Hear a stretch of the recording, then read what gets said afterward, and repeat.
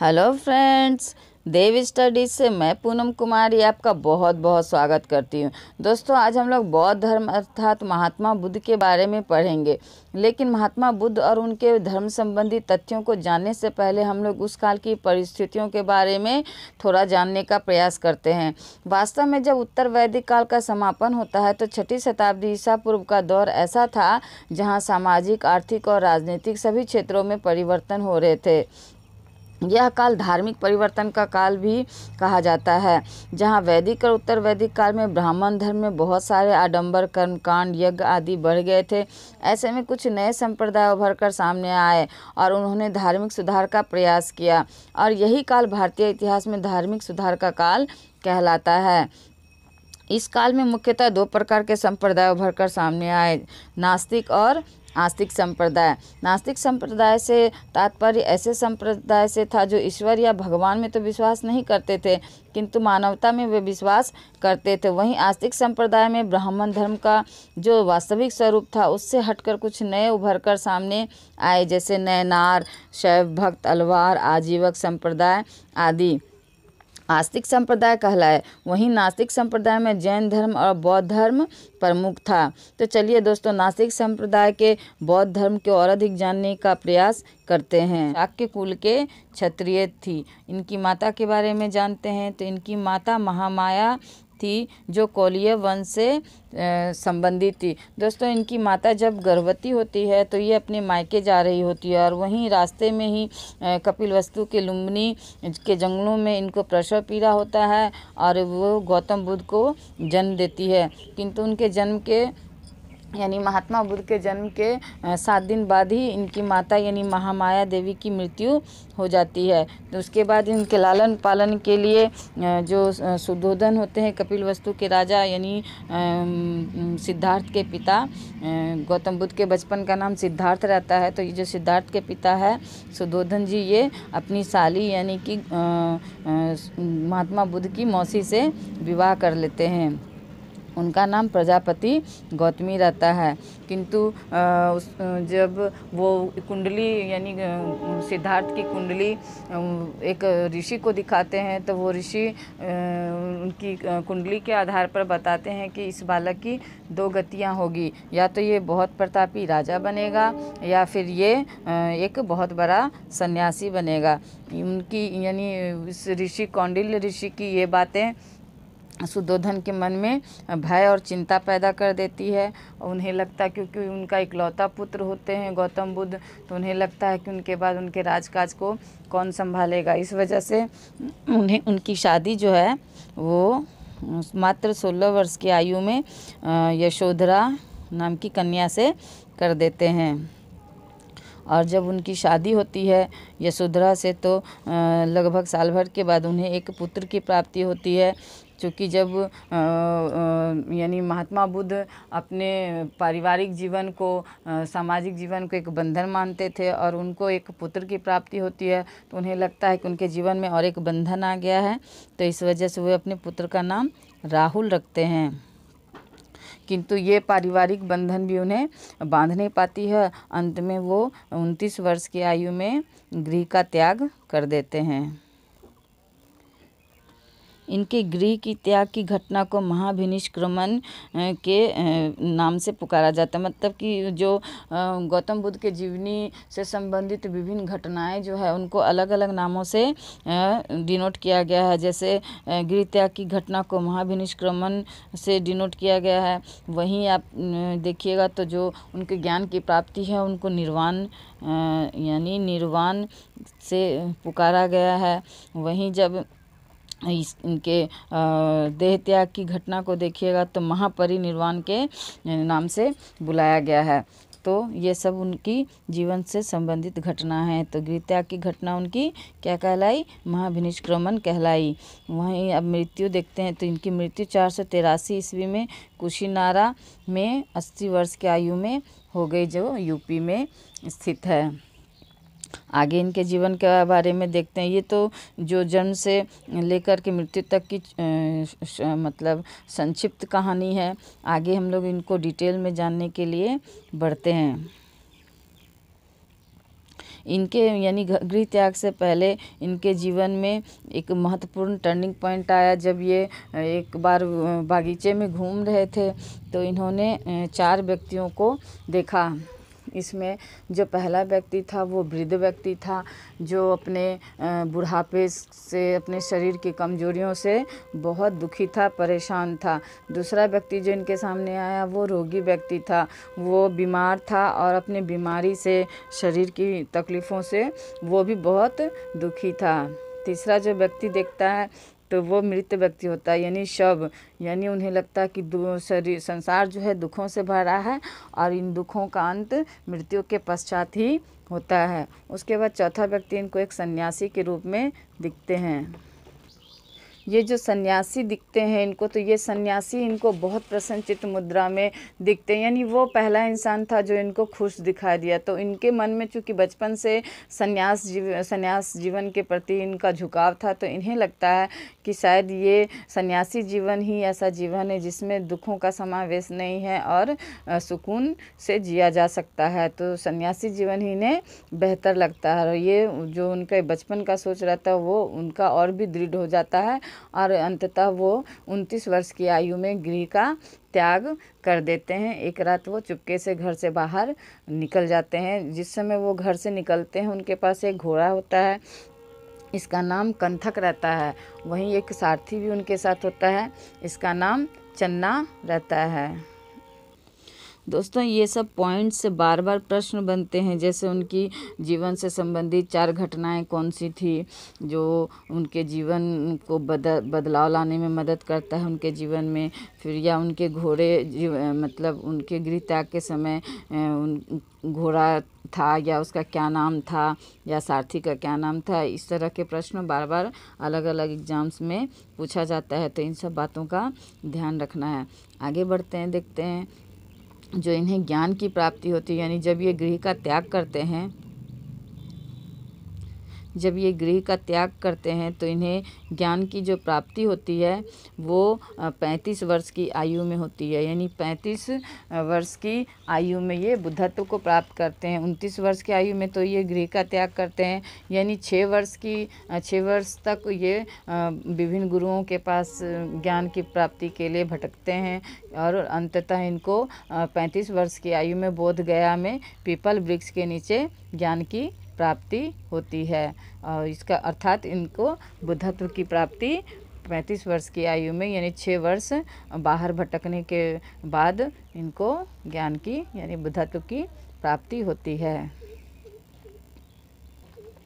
ज्ञान की प्राप्ति, तो ज्ञान की जो प्राप्ति है इस घटना को निर्वाण से कहा जाता है, यानी कि उनके जीवन की जो अलग अलग घटनाएं हैं उसको अलग अलग नामों से संबोधित किया गया है। तो ज्ञान की प्राप्ति की घटना को निर्वाण से संबोधित किया। वहीं प्रथम प्रवचन को धर्मचक्र परिवर्तन कहा गया है। ये जो प्रथम प्रवचन है दोस्तों, इन्होंने अपने शिष्यों को यानी बुद्धत्व प्राप्ति के बाद ये अपने शिष्यों को एकत्रित करते हैं और उन्हें पहला जो प्रवचन है वो सारनाथ में देते हैं।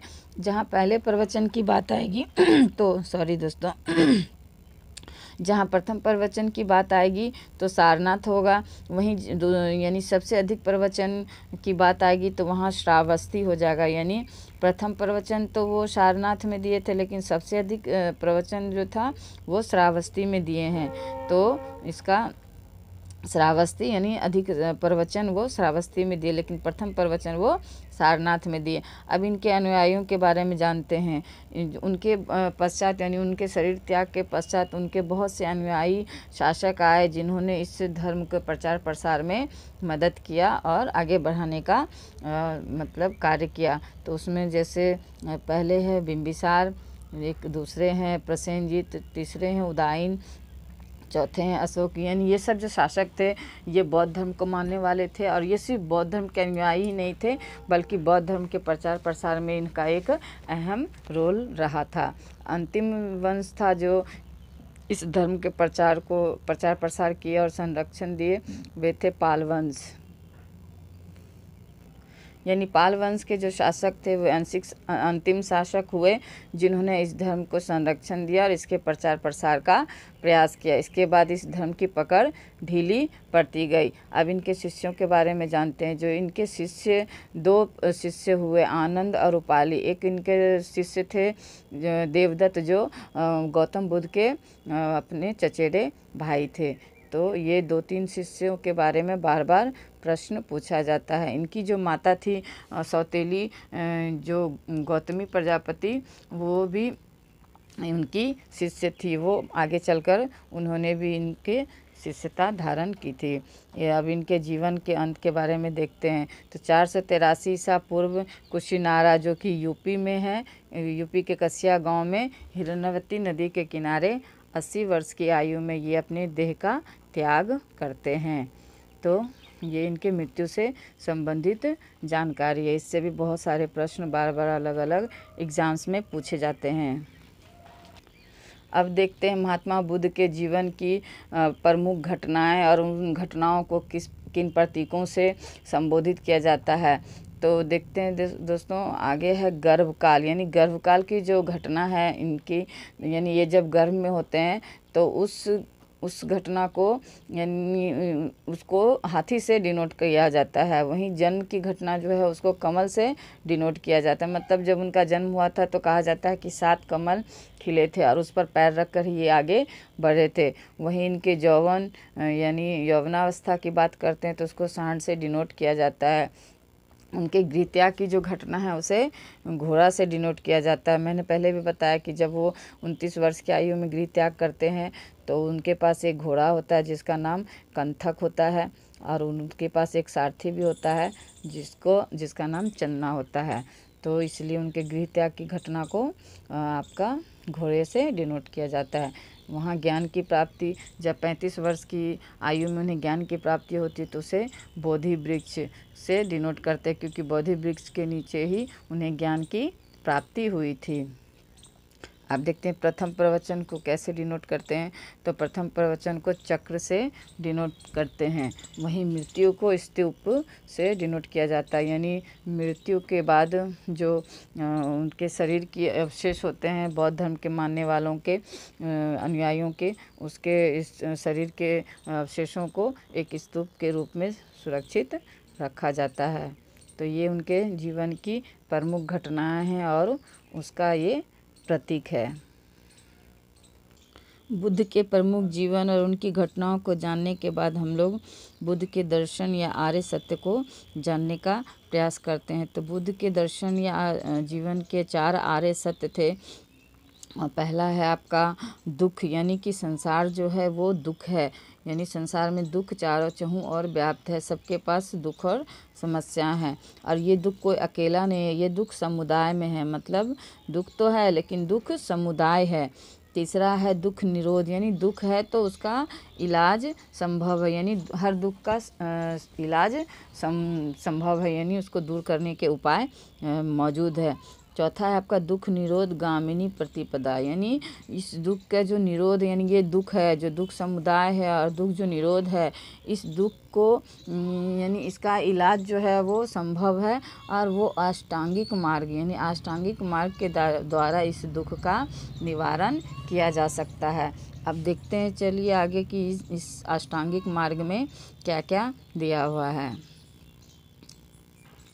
तो ये अष्टांगिक मार्ग देखते हैं। इसका पहला अष्टांगिक मार्ग है सम्यक दृष्टि, यानी दृष्टि जो है वो अच्छी होनी चाहिए, सही होनी चाहिए।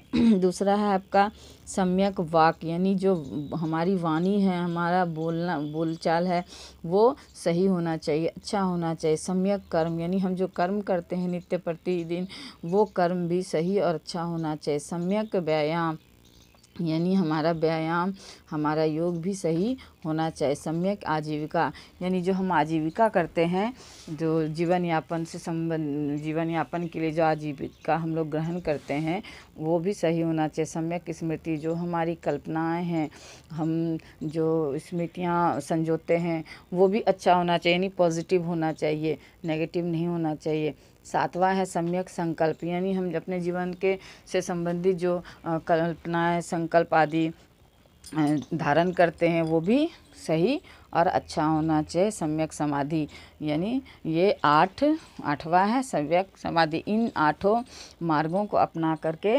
इंसान दुखों से मुक्ति पा सकता है। यानी ये दुख निवारण के 8 मार्ग महात्मा बुद्ध द्वारा बताए गए हैं। बौद्ध धर्म में 5 आचार संहिता भी दिए गए हैं, जिसका पालन करना बौद्ध धर्म के अनुयायियों के लिए बहुत महत्वपूर्ण माना जाता है। तो ये 5 आचार संहिता देखते हैं क्या क्या है। तो पहला है हिंसा नहीं करना है, यानी हिंसा को वर्जित किया गया है पूर्णतः आपके बौद्ध धर्म में।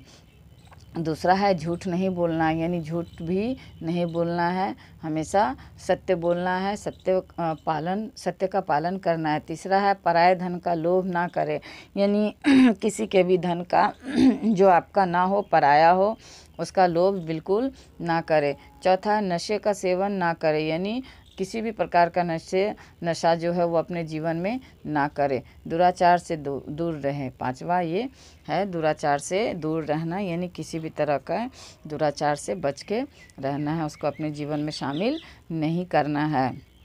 तो ये 5 आचार संहिता थे बौद्ध धर्म से संबंधित, जो महात्मा बौद्ध के द्वारा निर्देशित किए गए हैं। आगे देखते हैं इनके जीवन से संबंधित बौद्ध संगीतियों के बारे में। बौद्ध धर्म में महात्मा बुद्ध के बाद 4 बौद्ध संगीतियाँ की गई है, जो विभिन्न राजाओं और विभिन्न अध्यक्षों के द्वारा किया गया था। तो देखते हैं 4 बौद्ध संगीतियाँ कौन कौन सी है और किस काल में हुई है और किनके शासन काल में हुई है। तो दोस्तों जो पहली बौद्ध संगीति है वो राजगृह में 483 ईसा पूर्व में जो अजातशत्रु शासक था मगध का उस समय, उसके संरक्षण में महाकश्यप की अध्यक्षता में किया गया है। यानी कि राजगृह में पहली बौद्ध संगीति 483 ईस्वी में अजातशत्रु के शासनकाल में महाकश्यप की अध्यक्षता में किया गया। दोस्तों ये जो पहली बौद्ध संगीति है ये उनके मरण काल, यानी जिस काल बौद्ध की मृत्यु होती है महात्मा बुद्ध की, उसी काल में यानी उसी साल ये प्रथम बौद्ध संगीति का आयोजन अजातशत्रु के संरक्षण में महाकश्यप की अध्यक्षता में किया जाता है। दूसरी बौद्ध संगीति जो है वैशाली में होती है, वो 383 ईसा पूर्व में कालाशोक जो उस समय संरक्षक था यानी राजा था, सब्बा कामी की अध्यक्षता में वैशाली में की जाती है। वहीं तीसरी बौद्ध संगीति पाटलिपुत्र में 250 ईसा पूर्व में अशोक के शासनकाल में, जो वहाँ राजा रहता है उस समय, मोगलीपुत्र की अध्यक्षता में की जाती है पाटलिपुत्र में। यानी जो पाटलिपुत्र की बौद्ध संगीति होती है तीसरी, ये अशोक के जीवन काल की एक महत्वपूर्ण घटना मानी जाती है। वहीं चौथी बौद्ध संगीति कुंडलवन कश्मीर में 72 ईस्वी में कनिष्क जो कुषाण शासक होता है उसकी संरक्षण में वसुमित्र अश्वघोष की अध्यक्षता में होती है। ये दोस्तों ये पहली बौद्ध संगीति है जो ईसा मसीह के जन्म के बाद यानी 72वें साल में होती है। बाकी ये जो तीनों बौद्ध संगीतियाँ हैं ये ईसा मसीह के जन्म के पहले की है घटना, और ये जो चौथी बौद्ध संगीति है ये ईसा मसीह के जन्म के बाद की घटना मानी जाती है। ये जो अश्वघोष है इन्होंने बौद्ध चरित्र की रचना की थी, जो बौद्धों का रामायण कहा जाता है। तो ये 4 बौद्ध संगीतियाँ हैं जो उनके धर्म के संरक्षण और प्रचार प्रसार के लिए उनके अनुयायी शासकों के द्वारा किया गया था।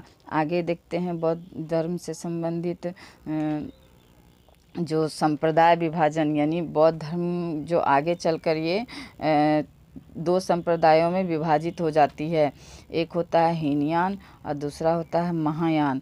यानी ये दोनों संप्रदाय जस्ट एक दूसरे के ऑपोजिट होते हैं। यानी ये जो हीनयान वाले होते हैं ये रूढ़िवादी और परिवर्तन विरोधी होते हैं। मतलब कि जो हीनयान को मानने वाले लोग होते हैं ये पूर्णतः यानी जो बौद्ध ने जो धर्म स्टार्ट किया था, जिन नियमों से, जिन शर्तों से, उस शर्त को ही पूर्णतः मानने वाले होते हैं। ये परिवर्तन को बिल्कुल भी पसंद नहीं करते, यानी उसको मूल रूप में उस धर्म को अपनाने वाले हीनयान कहलाए। इसमें मूर्ति पूजा बुद्ध जो है वो महापुरुष के रूप में वो अपनाते हैं, देवता उनको नहीं मानते हैं, क्योंकि महात्मा बुद्ध खुद भी बोलते थे हमेशा कि मैं कोई देवता नहीं हूँ। तो ये हीनयान के मानने वाले लोग भी बुद्ध को महापुरुष मानते हैं मगर देवता नहीं मानते हैं। वहीं मूर्ति पूजा का ये विरोध करते हैं। मूर्ति पूजा, बाह्य आडंबर, ये सब का विरोध महात्मा बुद्ध भी करते थे। तो ये हीनयान वाले भी इस सब चीज़ों को फॉलो करते थे, यानी मूर्ति पूजा का विरोध करते थे। इनका जो क्षेत्र है यानी हीनयान संप्रदाय का जो क्षेत्र है वो श्रीलंका, दक्षिण भारत, बर्मा, थाईलैंड आदि में स्थित है।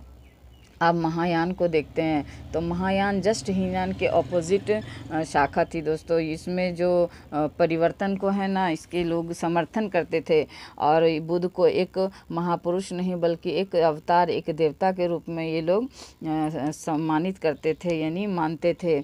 इनमें मूर्ति पूजा में ये लोग विश्वास करते थे, यानी ये लोग हीनयान वाले मूर्ति पूजा का विरोध करते थे तो ये लोग मूर्ति पूजा में विश्वास करते थे, यानी महात्मा बुद्ध की मूर्तियाँ अलग अलग जगहों पर स्थापित करके उनकी पूजा की जाती थी।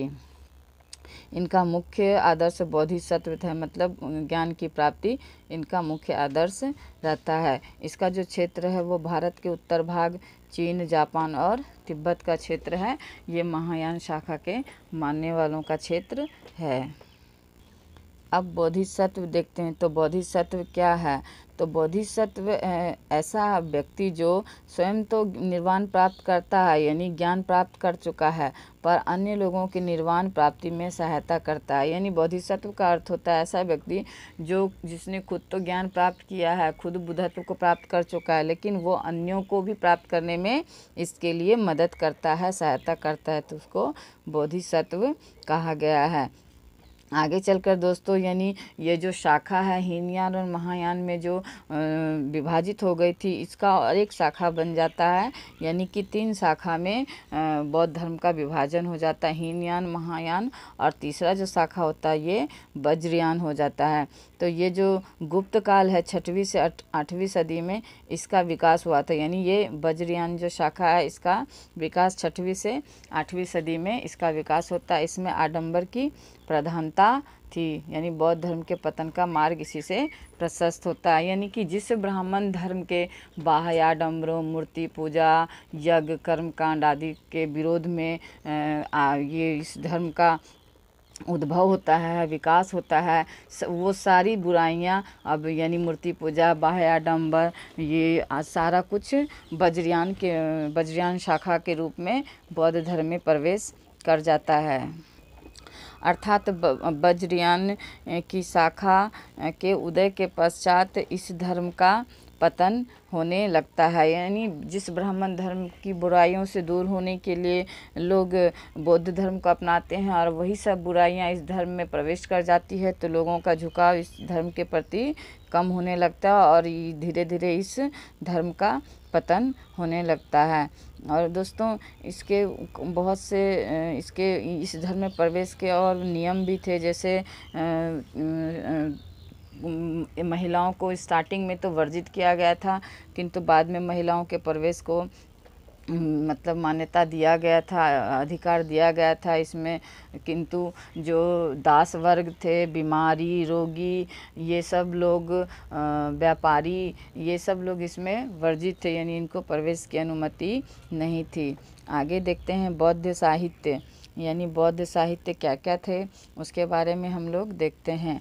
तो त्रिपिटक जो है वो पाली भाषा में रचित है, ये बौद्ध साहित्य है, सबसे बड़ी बौद्ध साहित्य। ये 3 भागों में है, यानी एक है सुत्त पिटक, दूसरा है विनय पिटक, तीसरा है आपका अभिधम्म पिटक। यानी जो सुत्त पिटक है इसमें बुद्ध के उपदेशों का संग्रह किया गया है, वहीं विनय पिटक में संघ के नियमों यानी बौद्ध धर्म के प्रचार प्रसार और इसके कार्यों को पूर्ण रूप देने के लिए संघों का निर्माण जो किया जाता है उन संघों के नियमों का संग्रह इस विनय पिटक में दिया गया है। तीसरा है अभिधम्म पिटक, तो इसमें बुद्ध के दार्शनिक विचारों का संग्रह मिलता है, यानी बुद्ध के द्वारा जो धर्म प्रचार के दौरान कहानियों के माध्यम से इस धर्म का प्रचार किया गया उसके उन कहानियों के विचारों का संग्रह इसमें अभिधम्म पिटक में दिया गया है।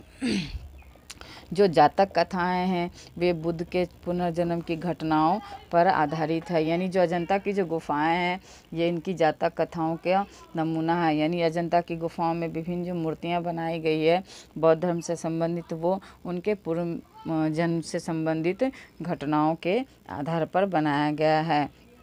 बुद्ध चरित्र जो है ये अश्वघोष की रचना है जो बौद्धों का रामायण कहा जाता है। वहीं जो मिलिंद पन्हो है ये राजा मिलिंद और जो नागसेन है उसके बीच जो वार्तालाप है उसका संग्रह है इस मिलिंद पन्हो में। जो इसमें मिलिंद पन्हो के द्वारा बहुत सारे प्रश्न नागसेन से किया जाता है बौद्ध धर्म से संबंधित, और ये सारे प्रश्नों का उत्तर जो नागसेन है बहुत अच्छे से देते हैं और बहुत सारी जानकारियाँ मिलिंद पन्हो को बौद्ध धर्म से संबंधित नागसेन से मिलता है, जिससे प्रभावित होकर कहा जाता है कि मिलिंद पन्हो यानी मिलिंद राजा ने बौद्ध धर्म को अपना लिया था। तो इस मिलिंद पन्हो में इन दोनों के वार्तालाप का जिक्र किया गया है। अब वहीं देखते हैं कि बौद्ध धर्म से संबंधित जो विभिन्न स्थान है उसको किस नाम से बुलाया जाता है। तो एक है चैत्य। चैत्य मतलब होता है ऐसा स्थान जहाँ आपका पूजा पाठ यानी बौद्ध धर्म से संबंधित पूजा पाठ, मूर्ति पूजा आदि का आयोजन होता है, उसे चैत्य के नाम से जाना जाता है।